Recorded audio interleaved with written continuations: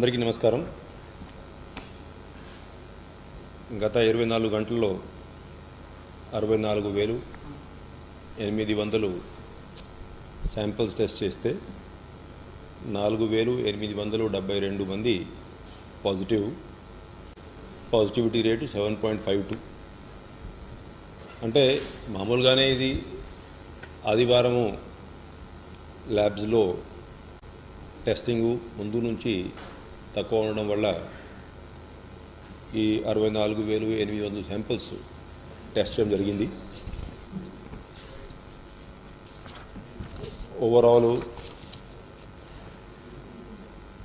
Bed strength ఇవన్నీ రోజులాగానే పెరుగుతూ ఉన్నాయి.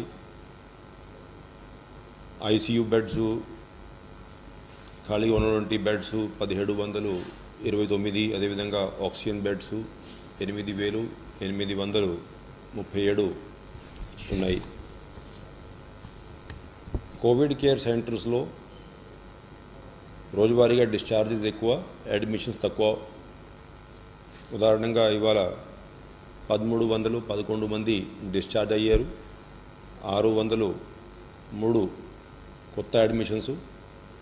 కాబట్టి ఓవరాల్ కోవిడ్ కేర్ సెంటర్స్లో ఉన్నటువంటి పేషెంట్ సంఖ్య 11,035. ముఖ్యంగా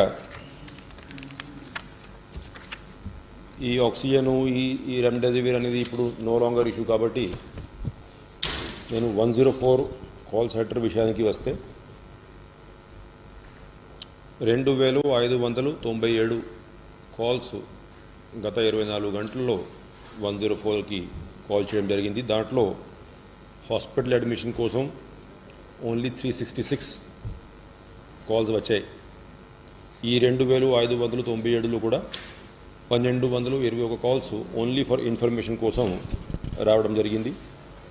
టెస్ట్ రిజల్ట్స్ కూడా చాలా తక్కువ, 246 కాల్స్ టెస్ట్ రిజల్ట్స్ కోసం చేయడం జరిగింది. అయితే ముఖ్యంగా దీంట్లో ఈ టెలికన్సల్టేషన్ విషయానికి వస్తే ఏదైతే హోమ్ ఐసోలేషన్లో ఉన్నటువంటి పేషెంట్స్ ఉన్నారో, లేకపోతే ఫీవర్ సర్వేలో ఎవరైతే సిమ్టోమేటిక్గా ఉన్నట్లు ఐడెంటిఫై చేయడం జరిగింది, అటువంటి వాళ్ళకి రోజువారీగా మనం ఈ 104 కాల్ సెంటర్లో దాదాపు 5,000 మంది డాక్టర్స్, దాంట్లో 900 పైన స్పెషలిస్ట్ ఉన్నారు. వాళ్ళు అవుట్ గోయింగ్ ఫోన్ కాల్స్ చేసేసి ఈ వీళ్ళ ఆరోగ్య పరిస్థితిని బట్టి సజెషన్స్ ఇవన్నీ ఇస్తూ ఉన్నారు. అయితే ముఖ్యంగా ఈ కాల్ సంఖ్య, ఎందుకంటే ఇది మనమే అవుట్ గోయింగ్ కాల్స్ చేసేసి వాళ్ళని కాంటాక్ట్ చేస్తూ ఉన్నాం. కాబట్టి అంతకుముందు ఓన్లీ ఇన్కమింగ్ కాల్స్ హ్యాండిల్ చేసేటువంటి పద్ధతి ఉంటే కొన్ని రోజుల క్రితం మనం ఈ అవుట్ గోయింగ్ కాల్ చేయడం ప్రారంభించాం. అయితే ఇవాళ టోటలు ఈ ఒక్క రోజు అయితే 17,646 కాల్స్ అవుట్ గోయింగ్ చేసాం. కానీ ఆల్ పుట్ టుగెదర్ ఇప్పుడు వరకు మనం 5 లక్షలు కాల్ సంఖ్య దాటాం. అంటే total 5,11,18 calls out going calls మన డాక్టర్సు, మన స్పెషలిస్టు హోమ్ ఐసోలేషన్లో ఉన్నటువంటి పేషెంట్స్కి ఫోన్లు చేసి, అంటే మొత్తం కలిపి ఇప్పుడు వరకు మనం 5 లక్షల మంది పైన ఫోన్లు చేసి వాళ్ళ ఆరోగ్య పరిస్థితి ఏ విధంగా ఉంది అంటే, ఇవాళ మీకు తెలుసు హోమ్ ఐసోలేషన్లో ఉన్నటువంటి పేషెంట్ సంఖ్య దాదాపు 90,000 రఫ్గా ఉంటే, రోజువారీగా మనం 20,000 నుంచి 30,000 ఫోన్ కాల్స్ చేసి అటువంటి పేషెంట్స్ సరైనటువంటి గైడెన్స్ ఇవ్వడము, వాళ్ళ ఆరోగ్య పరిస్థితి తెలుసుకోవడము, ఇవన్నీ జరుగుతున్నటువంటి విషయం. అయితే ఇవాళ గవర్నర్ ముఖ్యమంత్రి వర్యులు డీటెయిల్డ్గా ఈ రాష్ట్రంలో ఉన్నటువంటి కోవిడ్ పరిస్థితిని సమీక్షించుకున్నప్పుడు ఏదైతే 10వ తేదీ వరకు కర్ఫ్యూ అంతకుముందు మనం విధించి ఉన్నాం, దాన్ని ఇంకా ఏ విధంగా కంటిన్యూ చేస్తే బాగుంటుంది అనేది ఉన్నటువంటి ఫ్యాక్ట్స్, ఫిగర్సు అన్నీ సమీక్షించుకున్నారు.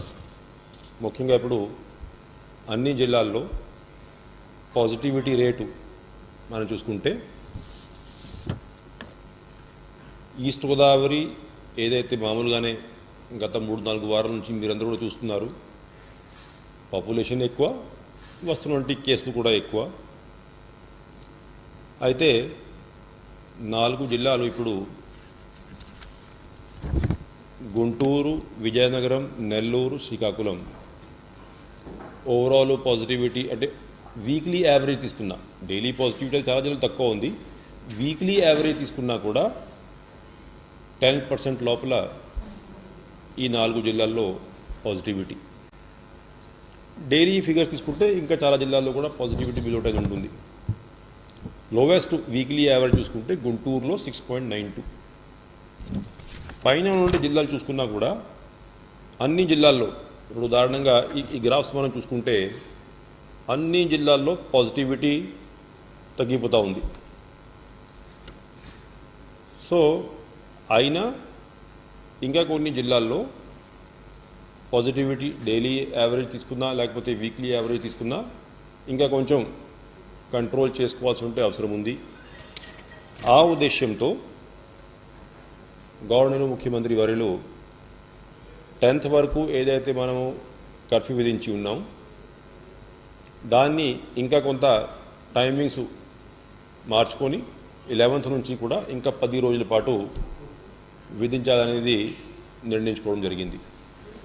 టైమింగ్ మార్పు అంటే మామూలుగా ఇప్పుడు 10th జూన్ వరకు మనం ఇచ్చి ఆదేశం ఏంటి అంటే మార్నింగ్ 6 to మధ్యాహ్నం 12 వరకు ఎకనామిక్ యాక్టివిటీసు పూర్తిగా నార్మల్ విధానంలో పోవచ్చు. ఓన్లీ 144 సెక్షన్ అమల్లో ఉంటుంది. ఆఫ్టర్ 12 o'clock మరుసటి రోజు ఉదయం 6 గంటల వరకు ప్రస్తుతానికి ఉన్నటువంటి కర్ఫ్యూ పరిస్థితి. ఇది 10th జూన్ వరకు. అయితే 11th జూన్ నుంచి మనం పెడుతున్నటువంటి కర్ఫ్యూ మధ్యాహ్నం 2 గంటల నుంచి అమల్లోకి వస్తుంది. అంటే ఇంకొక 2 hours అంటే మార్నింగ్ 6 నుంచి మధ్యాహ్నం 2 గంటల వరకు ఆర్డినరీ ఎకనామిక్ యాక్టివిటీస్ కానీ ఆఫీసెస్ కానీ అన్నీ పనిచేస్తాయి. కర్ఫ్యూ అనేది మధ్యాహ్నం 2 నుంచి నెక్స్ట్ డే ఉదయం 6 గంటల వరకు ఉంటుందనేది ఈ సిస్టము జూన్ 11th నుంచి 20th వరకు అమల్లో ఉంటుంది. బహుశా అప్పుడు వరకు అన్ని జిల్లాల్లో కూడా ఈ పాజిటివిటీ రేషియో కానీ అదేవిధంగా నెంబర్ ఆఫ్ కేసెస్ కానీ బాగా తగ్గిస్తాయి అనేది మేము అనుకుంటున్నాము. అంటే ఆ డౌన్వర్డ్ ట్రెండ్ మనం చూసుకున్నట్లయితే ఉంటుంది. అది యాజ్ ఇట్ ఈస్ ఏదైతే సిస్టమ్ ఇవాళ అమల్లో ఉంది 10th జూన్ వరకు యాజ్ ఇట్ ఈస్ అది 11th 20 ఉంటుంది. Except for the timing change 12 PM బదులు 2 PM ఆ టైమింగ్ చేంజ్తో అది ఉంటుంది. అయితే దీంట్లో ఇంకా కొన్ని డేటా మనం చూసుకొని ఇంకా మిగతా నిర్ణయాలకి వస్తాం. ఆరోగ్యశ్రీ కవరేజ్ మనం ఉన్నటువంటి పేషెంట్ సంఖ్య ఎవరైతే హాస్పిటల్లో ట్రీట్మెంట్ తీసుకుంటూ ఉన్నారో నిన్న సాయంత్రానికి 21,130 మంది హాస్పిటల్లో ట్రీట్మెంట్ తీసుకుంటూ ఉంటే దాంట్లో 17,944 మంది అంటే 84.92% ఆరోగ్యశ్రీ కింద ట్రీట్మెంట్ తీసుకునే పేషెంట్స్ అంటే దాదాపు 85% అయిందనుకోండి. 84.92 అది టోటల్ పేషెంట్ సంఖ్య. ప్రైవేట్ హాస్పిటల్స్లో మనం చూస్తున్నట్లయితే 9,659 మంది ప్రైవేట్ హాస్పిటల్లో ట్రీట్మెంట్ తీసుకుంటూ ఉన్నారు. దాంట్లో 6,473 మంది అంటే 67% పేషెంట్స్ ప్రైవేట్ హాస్పిటల్లో ట్రీట్మెంట్ పొందుతున్నటువంటి పేషెంట్స్లో 67% మంది ఆరోగ్యశ్రీ కింద ట్రీట్మెంట్ తీసుకుంటూ ఉన్నారు. అంటే రోజు రోజుకి ఈ కవరేజ్ బాగా పెరుగుతూ ఉంది. ఇంకా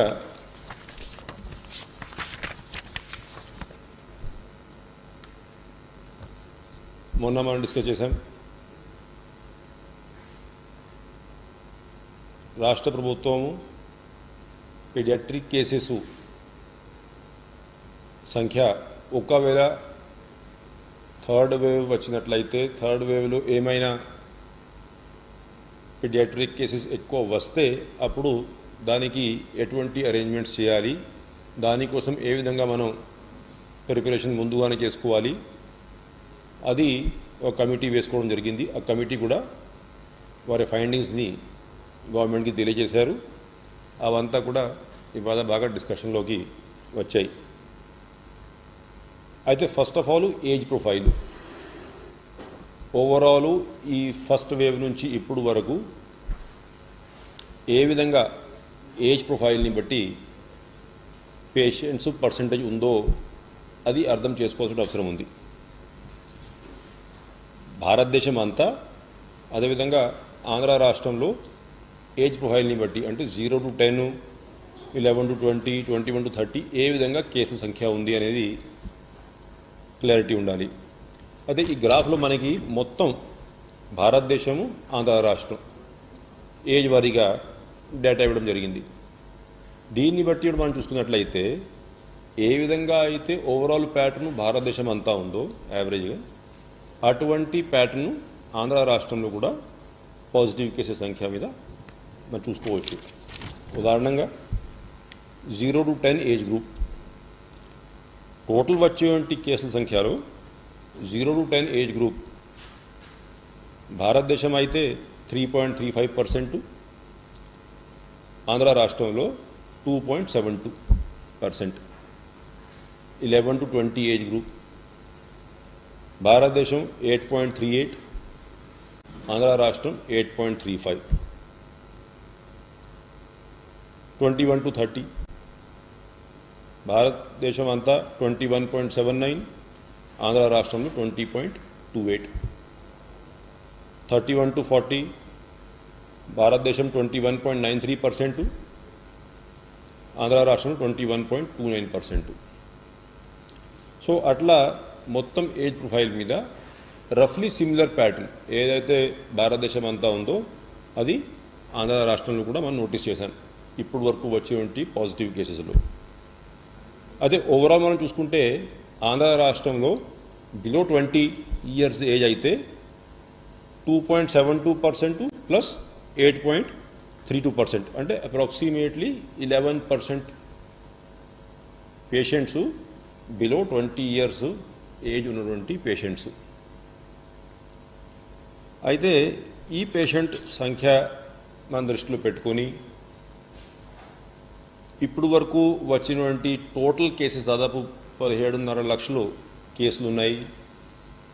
సిమిలర్ ప్యాటర్న్ ఒకవేళ ఉంటే థర్డ్ వేవ్ అనేది క్లియర్గా ఉంటుందా లేదా, వస్తుందా లేదా, ఎప్పుడు రావచ్చు, టోటల్ ఎంతమంది ఎఫెక్ట్ కావచ్చు, with accuracy nobody can predict. కానీ వర్స్ట్ కేస్ సినారియోలో మనం ఇంతమంది పేషెంట్స్ మొత్తం ఇంకా వచ్చినట్లయితే పీడియాట్రిక్ కేసెస్ ఉన్నటువంటి 11-12% కంటే డబల్ వచ్చినట్లయితే ఎంత కెపాసిటీ మనకి అవసరం ఉండొచ్చు, దాన్ని బట్టి ప్లానింగ్ కోసం, అంటే ఏదో ఇప్పుడు నేను డబల్ అంటే ఇంతమంది పేషెంట్స్ రాబోతున్నారనేది సృష్టించకండి వార్తలు. ఇంతమంది వచ్చినా కూడా వాళ్ళని హ్యాండిల్ చేయాలంటే ఎటువంటి కెపాసిటీ మన దగ్గర ఉండాలి, దాని మీద డిస్కషన్స్ చేశాం. దానికి కావాల్సినటువంటి ఎన్ని ఐసీయూ బెడ్స్ ఉండాలి, పీడియాట్రిక్ ఐసీయూ బెడ్స్ ఎన్ని ఉండాలి, వెంటిలేటర్స్ ఎన్ని కావాలి, కావాల్సినటువంటి మెడిసిన్స్.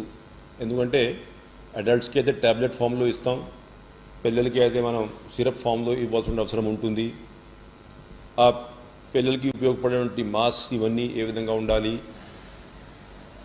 అంత అసెస్మెంటు ఏదైతే కమిటీ చేసిందో దాన్ని కూడా స్టడీ చేసుకొని ఏదైతే ఎక్విప్మెంట్ రిక్వైర్మెంటు, మెడిసిన్ రిక్వైర్మెంటు వాళ్ళు ప్రొజెక్ట్ చేశారో అవంతా కూడా వెంటనే అరేంజ్ చేయాలని చెప్పేసి గవర్నర్ ముఖ్యమంత్రి వర్యులు ఆదేశాలు జారీ చేశారు.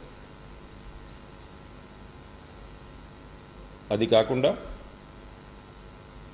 ఇంకా 2-3 నిర్ణయాలు దీంట్లో.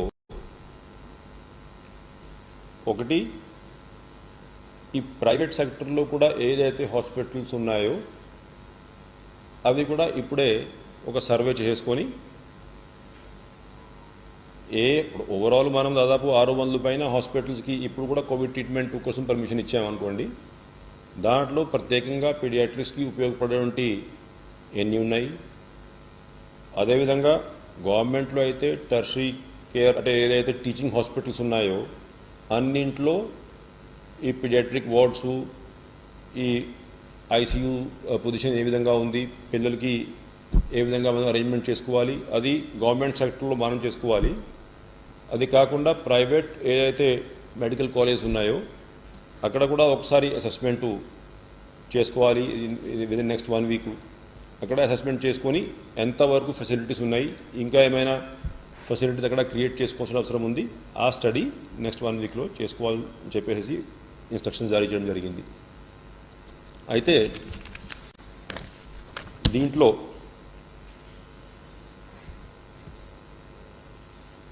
చిన్నపిల్లలు ఒకవేళ పాజిటివ్ అయితే ట్రీట్మెంట్ సమయంలో వాళ్ళ మదర్స్ కూడా వాళ్ళతో పాటు ఉండాల్సి వస్తుంది. కాబట్టి అటువంటి చిన్నపిల్లలు మదర్స్ ఎవరైతే ఉన్నారో వాళ్ళకి వ్యాక్సినేషన్ ముందు చేసుకుంటే బాగుంటుంది అనేది కూడా కమిటీ రికమెండేషన్లో ఒకటి. దానివల్ల ఏదైతే మామూలుగా మనం ఇప్పుడు 45 ఇయర్స్ పైన ప్రస్తుతానికి మనం అందరికీ వ్యాక్సిన్ చేస్తూ ఉన్నాము,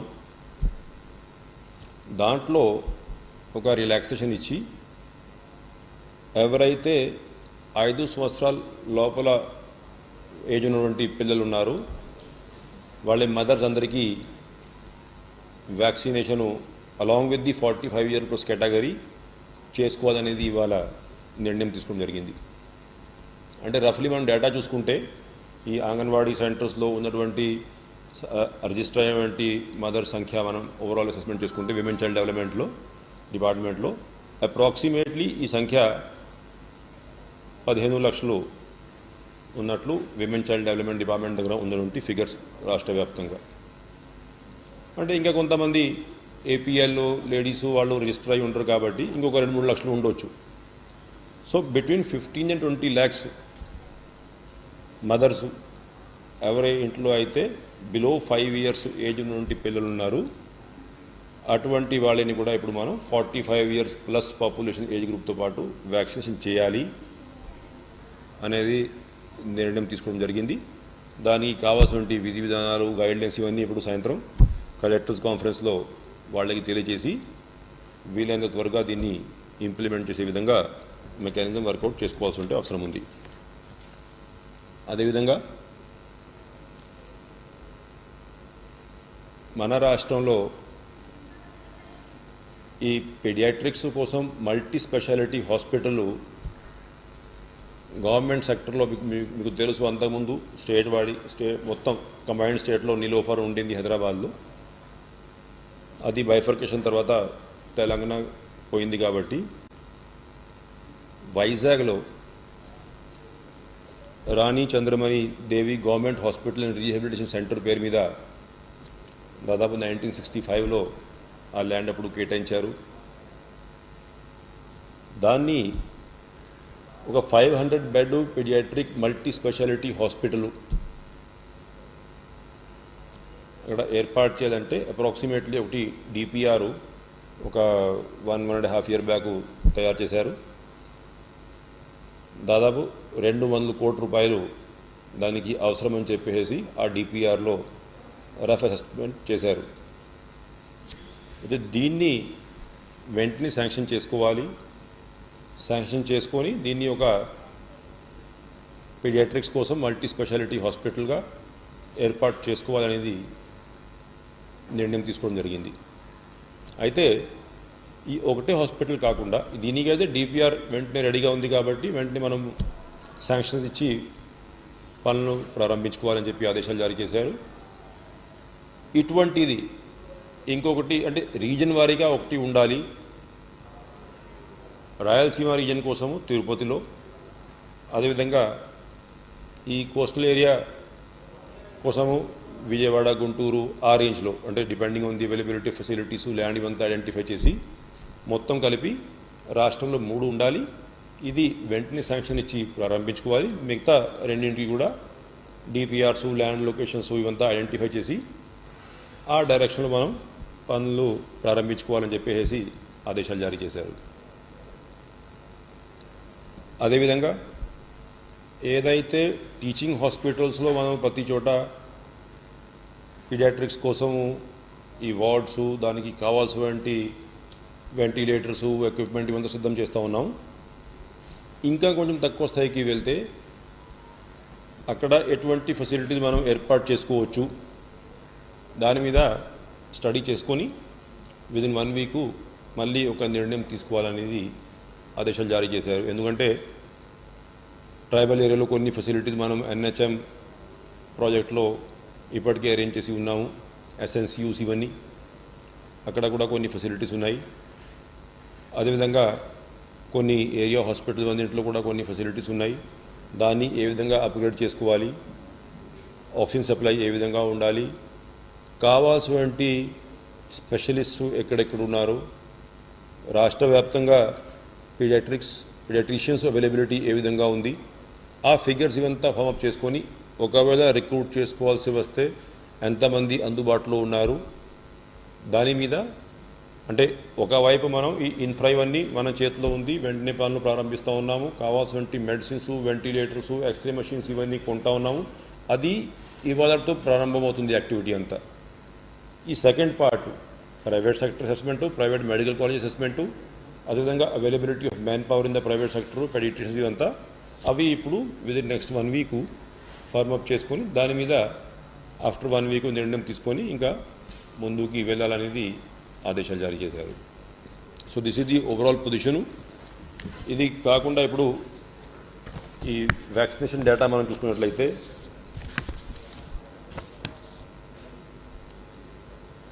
ఇప్పుడు వరకు మనం మొత్తం 1,08,68,570 డోసెస్ అడ్మినిస్టర్ చేశాం. నిన్న సాయంత్రానికి మన దగ్గర ఉన్నటువంటి స్టాక్ అవైలబిలిటీ 1,66,10 డోసులు ఉన్నాయి. అది బహుశా ఇవాళ ఇప్పటికే అడ్మినిస్టర్ అయ్యి ఉంటాయి అనుకుంటా నేను.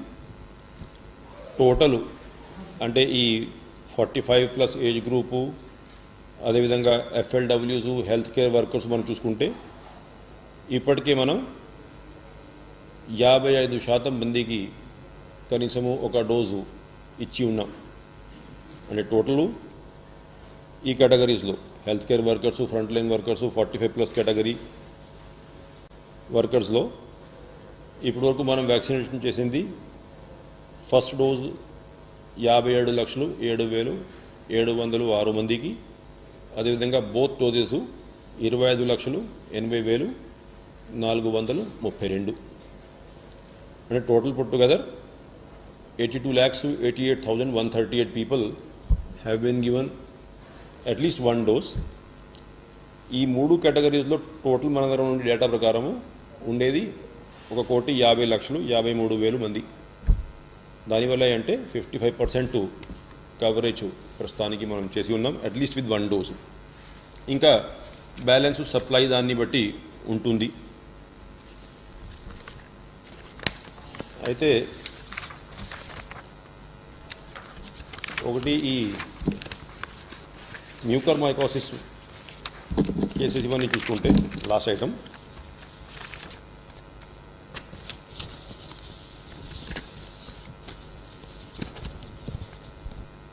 టోటల్ కేసుల సంఖ్య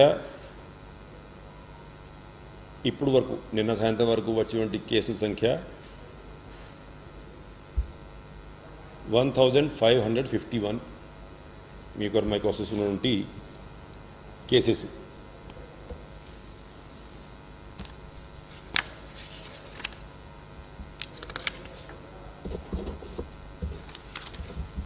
అయితే ఈ కేసెస్కి కావాల్సినటువంటి ట్రీట్మెంట్ కోసం మీరందరికీ తెలుసు గవర్నమెంట్ ఆఫ్ ఇండియా